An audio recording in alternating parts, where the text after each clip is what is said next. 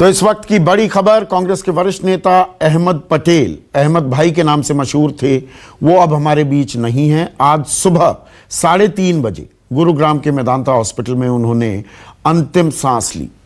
वो corona positive थे, 1 महीने से उनका इलाज चल रहा था और कोरोना में इलाज के दौरान उनका मल्टी ऑर्गन फेलियर हो गया, जिसके चलते उनका निधन हुआ।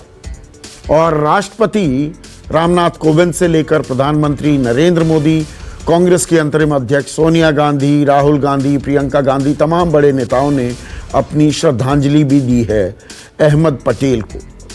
और अहमद पटेल एक बहुत ही अहम रणनीतिकार थे। वो कोई ग्राउंड लेवल पर या करिश्माई उनका नेता का रोल नहीं था, लेकिन बैकरूम बॉय, जो एक क्लासिकल बैकरूम बॉय जिसे कहते हैं, वो अहमद पटेल उस खाके में बिल्कुल फिट बैठते थे। संजीव, गलत तो नहीं मैं कह रहा हूं? नहीं, दरअसल यही उनकी पर्सनालिटी का सबसे बढ़िया डिस्क्रिप्शन है, सबसे अच्छी परिभाषा है। क्योंकि अपने आप को इस रोल में ढालना ये अपने आप में बहुत आसान काम नहीं होता है। आप किसी बड़े नेता के पीछे खड़े होकर के आप उसकी ताकत का इस्तेमाल उसको लाभ पहुंचाते हुए करें और पार्टी को मजबूत करें, ये अपने आप में बहुत ही यूँ कहें कि संतुलन बना के चलने वाला कार्य है। और इस संतुलन को बहुत बेहतरीन तरीके से साधा था। सीताराम केसरी के राजनीतिक पटाक्षेप के बाद अगर कोई व्यक्ति सबसे मजबूत हुआ कांग्रेस पार्टी में 10 जनपद के अलावा, तो वो अहमद पटेल थे। उस वक्त ट्रेजरर के तौर पर और उसके बाद फिर सोनिया गांधी के राजनीतिक सलाहकार के तौर पर। वो मंत्री नहीं थे, वो मुख्यमंत्री नहीं थे, वो करिश्माई नेता नहीं थे, जैसा कि आप बता भी रहे हैं। लेकिन कांग्रेस पार्टी में एक ऐसा काल भी था जो हम जैसे बहुत से रिपोर्टर्स ने देखा कि वो सबसे महत्वपूर्ण आदमी थे 10 जनपद के बाहर, और अपने आप को बहुत अनअज्यूमिंग और बहुत ज़्यादा हम्बल बनाने की या तो वो चेष्टा करते थे या वो वैसे ही थे, क्योंकि हमेशा आपको वो बहुत ही कंफर्टेबल अंदाज में मिला करते थे, कोई अफरा तफरी नहीं, और बहुत बड़ी बड़ी बातें भी बहुत सामान्य तरीके से कर देने। संजीव, 1 सेकंड के लिए रोक रहा हूं। मोहन प्रकाश और साथ काम किया इन्होंने, गुजरात के प्रभारी रहे हैं। मोहन प्रकाश वरिष्ठ नेता हैं कांग्रेस के। मोहन बाबू, अहमद पटेल अब हमारे बीच नहीं है, क्या यादें आपके जहन में सीधा कौनती हैं? आज अब अत्यंत दुखद दिन है कांग्रेस पार्टी के लिए, या ये कहिए कि पूरे कांग्रेस परिवार के लिए।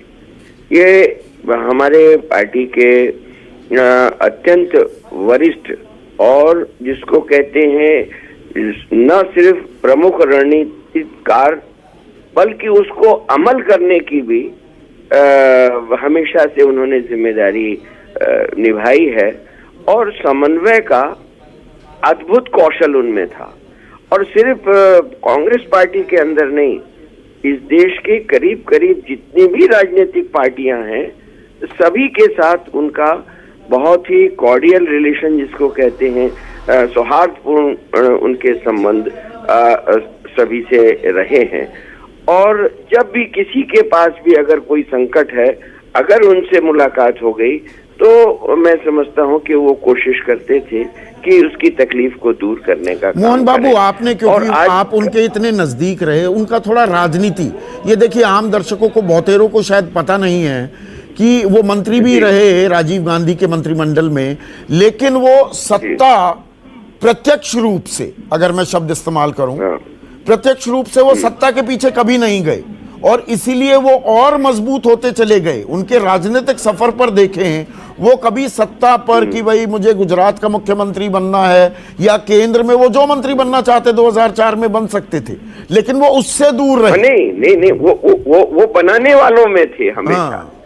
कितने राज्यों के मुख्यमंत्री को बनाने में उनकी प्रमुख भूमिका रही है, केंद्रीय मंत्रिमंडल के गठन में और उनके उसमें रही। और फिर जाहिर बात है कि जब वो कांग्रेस प्रेसिडेंट के राजनीतिक सचिव हैं, तो फिर निश्चित रूप से उनकी भूमिका और इधर ज्यादा थी। और राजीव गांधी जी ने इनको चुना था। ये भरूच जिले से ये सांसद चुने गए थे, और बहुत ही मतलब गुजरात में भी इनका काफी अच्छा नेटवर्क था, पूरे देश भर में ही आप कह सकते हैं।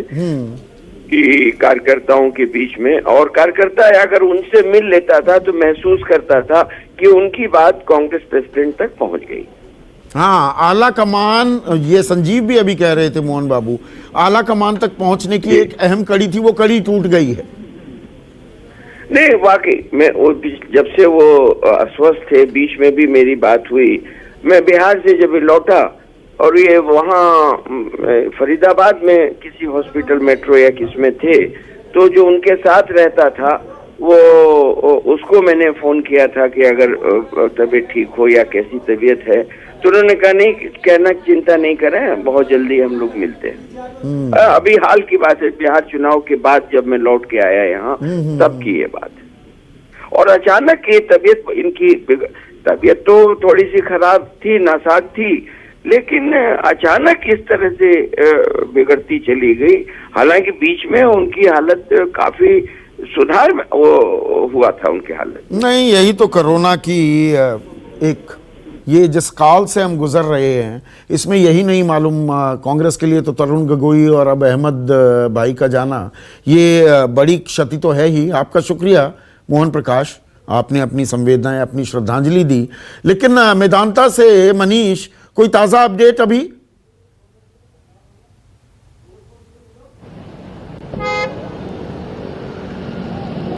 नहीं संजीव जी कोई इस ताज़ा अपडेट नहीं है। मैं आपसे यही बता रहा था कि कोरोना प्रोटोकॉल के कारण अस्पताल अभी फिलहाल बताने से ये इनकार कर रहा है कि किस समय उनके पार्थिव शरीर को ले जाया जाएगा। लेकिन एक बात ये ज़रूर है कि उन्होंने इच्छा जताई थी कि उनके माता पिता का जहाँ पे जो उनका अंतिम क्रिया हुई थी, वहीं पर उनका भी पार्थिव शरीर को जो है सुपुर्दे खाक किया जाए। तो इसकी तैयारी, जो सूचना आ रही है कि गुजरात में अंकलेश्वर के पास उनका गाँव है, वहाँ पर उसकी तैयारी शुरू कर दी गई है। लेकिन मेदांता में आपको बता दें, कोई ऐसे कांग्रेस के बड़े नेता हमें यहाँ पे नहीं दिखे, या कोई अभी फिलहाल जो है परिवार के सदस्य अंदर बताए जा रहे हैं वो अंदर मौजूद है। मीडिया भी बहुत ज्यादा यहाँ पे जो है, मीडिया भी यहाँ पे बहुत ज्यादा जमा नहीं है। और आपको बता दें कि माना जा रहा है कि थोड़ी देर में लोग यहाँ पे जुटेंगे। सुबह का वक्त है, सुबह लोगों को पता चला है, लेकिन अभी तक अस्पताल प्रशासन की तरफ से कुछ बताया नहीं गया किस तरीके से पार्थिव शरीर को यहाँ से, अगर गुजरात में अगर सुपुर्दे खाक किया जाएगा तो किस प्रकार उसको ले जाया जाएगा, तो ये जानकारी अभी नहीं आई है। लेकिन जाहिर तौर पर कहीं ना कहीं कांग्रेस में एक शोक की लहर जरूर देखी जा रही है, और यहाँ पे भी थोड़ी धीरे धीरे करके मीडिया भी जुटनी शुरू हो गई है संदीप जी। लेकिन जाहिर तौर पर अस्पताल प्रशासन से हम संपर्क में है कि कब उनके पार्थिव शरीर को यहाँ से ले जाया जाएगा।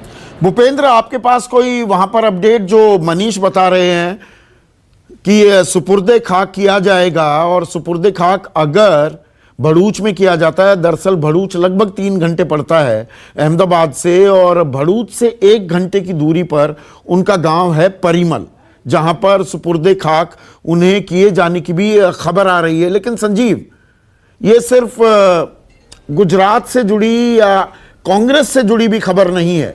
अगर हम भारतीय राजनीति के पिछले 20 साल का अध्याय देखें, उसमें एक अहम डिसीजन मेकर अब हमारे बीच नहीं है। इस परिप्रेक्ष्य में भी देखना होगा अहमद पटेल के रोल को। यहाँ गुजरात तक महदूद करके अहमद पटेल की शख्सियत को नहीं देख सकते हैं। आज ज़रूर ये बात खबरें आ रही हैं, जैसा कि आप भी बता रहे हैं कि उन्हें सुपुर्दे खाक उनके गांव में किया जा सकता है। हालांकि ये भी अपने आप में महत्वपूर्ण होगा जानना कि कोरोना काल है, तो ऐसे में क्या पार्थिव शरीर को वहां ले जाया जाएगा, क्योंकि कुछ प्रोटोकॉल का मसला है। बिल्कुल सही कह रहे हैं। अब से कुछ देर पहले मैं किसी से बात कर रहा था, तो ये बातें भी हो रही थी कि मानसिंह के आसपास जो एक वो कब्रगाह है, वहाँ ये पार्थिव शरीर को वहाँ सुपुर्दे खाक किया जा सकता है।